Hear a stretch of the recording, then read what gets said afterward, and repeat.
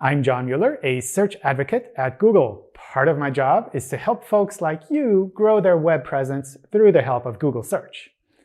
In this session, we'll talk briefly about Google Images, other places where images are shown, and go through best practices for images.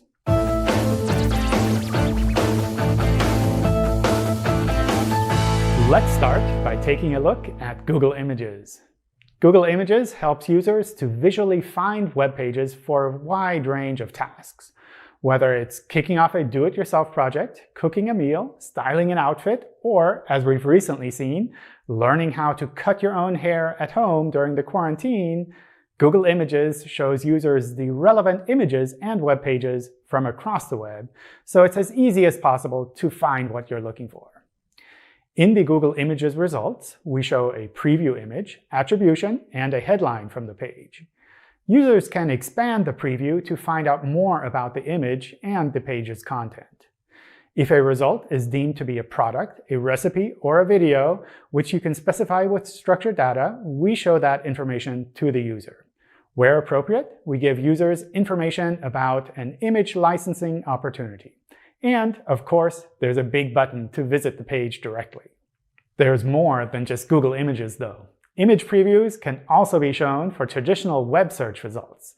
They may be relevant to a user's query or representative of a web page. For example, an image of a recipe might be shown. Additionally, there's Google Discover, a neat way for users to explore content about topics they're interested in. In Discover, a relevant preview image may be shown for your pages. In sum, preview images can be shown directly in Google Images. They can be shown as relevant results or as additional context for additional pages in Google Search and as previews in Discover. Before we get too far, I'd like to encourage you to take a step back and think about what you'd like to achieve with your images. Getting the images index is rarely the goal. For example, consider these questions. Do users try to search visually for your content? And if so, how might they be searching? What preview of your site's content would they find compelling? And do your pages have an image that's particularly relevant for that page? It's useful to consider these questions from the start. They can help guide you to including your images in a way that's relevant to your site's goals. For example, if you publish your poetry and decorate it with generic floral clip art, it's unlikely that users would be searching for flower clip art in order to read your poetry. On the other hand, if you created those graphics and you want to provide them to others, then that might be a legitimate search query. In the end, it's up to you to determine if and how you'd like content from your website to be shown in Google. You know your audience and your site's goals best. All right, let's take a look at our recommendations for images. Start by providing good context. Make sure that visual content is relevant to the topic of the page. We suggest using images where they add value to the page. Use appropriate page titles and headings to provide context. Remember your users and how they might be searching for your content visually. What are the words and phrases they might use, and are you using them on the right pages? Next, optimize image placement. Whenever possible, place images near relevant text and ideally provide a caption close to the image. Consider placing the most important image near the top of the page. Don't embed important text inside of images. In particular, avoid doing that for page headings and menu items. Not all users and search engines can access text in images, translation tools won't work on images, and often these images don't make particularly useful previews for your site.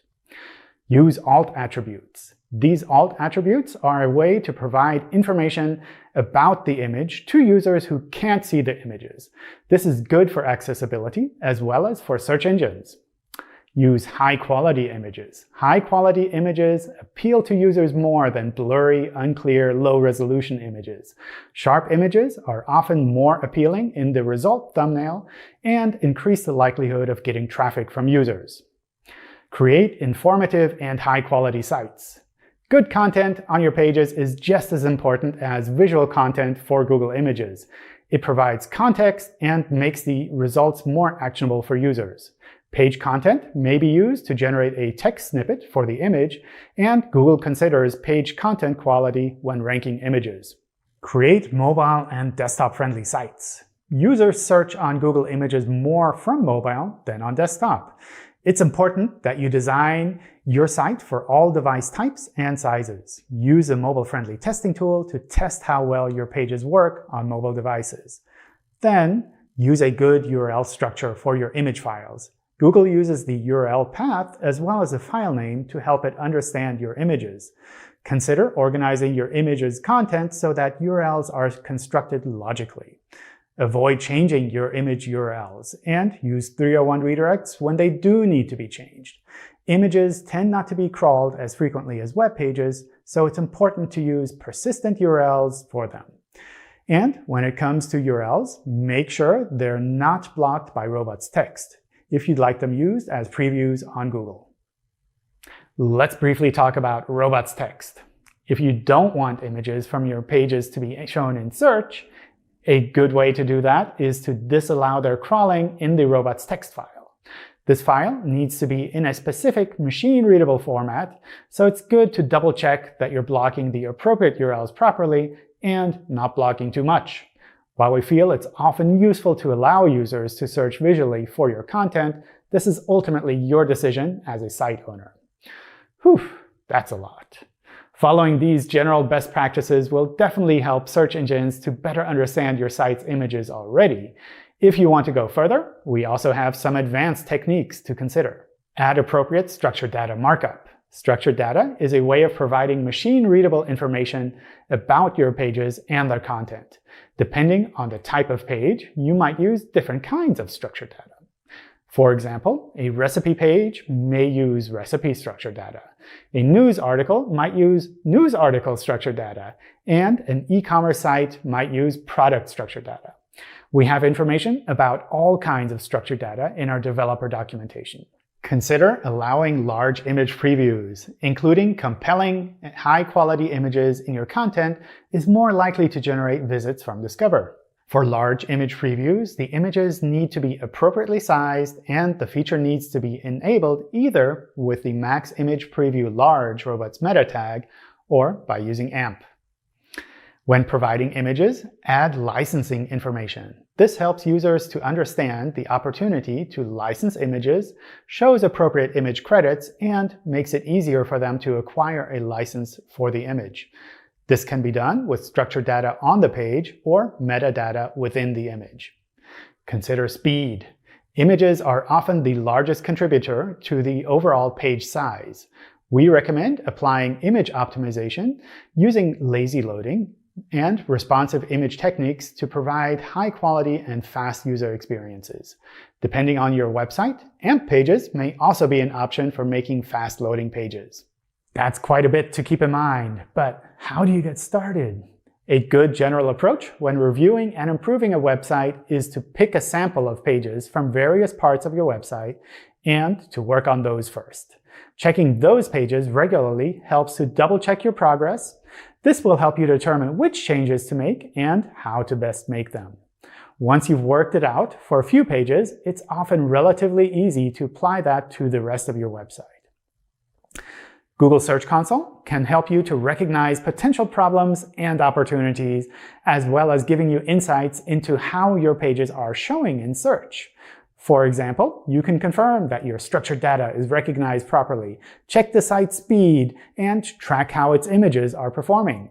Check out the videos on Search Console to find out more. The information from this talk is also available in our developer documentation. I'll add a link to the description below if you'd like to follow up there. Thanks for watching. I hope you found this lightning talk useful and insightful. If you have any comments regarding this session or would like to help us to make these videos even better, please leave a comment here with the video. And as always, if you have any questions, feel free to drop by our help forums to discuss with the experts, contact us on Twitter, or join us in one of our events. Bye, everyone.